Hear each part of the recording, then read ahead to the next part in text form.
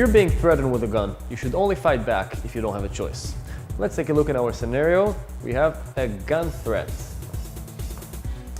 So here we can see when a guy is simply walking with the hand in his pocket, suddenly someone from the back surprising him with a gun. You can see that he's threatening him, but he probably wants just to rob him. Here we have our defender, courage enough to actually jump on the gun, and lucky enough not to be shot because our attacker is not really using the gun even though he can. So we're gonna talk about this scenario. So let's see what happened when you're being caught in this kind of gun threat and you do feel a risk of your life. You're feeling you're going to be kidnapped, something that you take a decision, you have to act. Okay, first what we have to make sure, as we said, is that you are able to redirect the gun. Second, we have this hand who is creating troubles. So you have to take two of those components at the same time. So pay attention to what I do. One more time.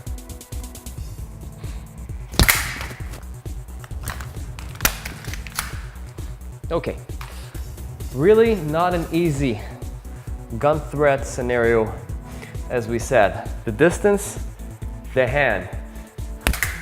Okay, what I do is I send the parallel hand towards the barrel, redirect when the other hand is redirecting. Right away I have to go with the other hand towards the back of the gun. I can also grab the wrist, but sometimes the wrist is kind of close to the body, like we see in this scenario, which is hard to grab.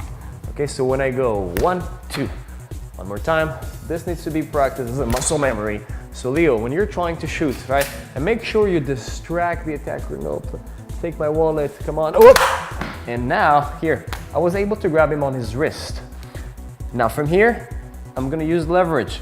If he's gonna pull the gun, it doesn't matter. I always go with him, giving knees, giving headbutt, because I'm on the front side. I have to be careful from this hand who might be punching, but he's actually concentrated more on the gun than punching me.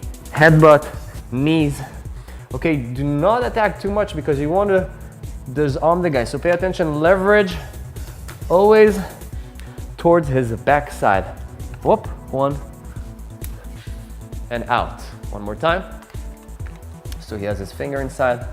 I'm with one hand on the barrel, one hand on the wrist, or one hand on the back of the gun, does not matter. After those attacks, okay, I am rotating, so the rotation itself creates leverage, and you don't want to break the finger necessarily. All you want is the gun to yourself and taking control of the situation, telling him to go on the ground, on his stomach, etc. To conclude, guys, we learned from this scenario that first, if you can give your money, and walk away. That will be the best self-defense tool. If you're being caught in a scenario like this, which is not easy, usually gun threats are when the gun is actually pointing me. And sometimes that's more possible when he puts the hand far away and another hand that create distance. Sometimes can be very hard and almost impossible. In our scenario, the guy is in a range that he might deflect and do something, so we taught you this technique, but definitely to understand that this kind of technique is not easy to be done. Thank you guys for joining our Krav Maga class. You guys can stay tuned and check out our Facebook and YouTube page and learn more Krav Maga tips and lessons. Thank you.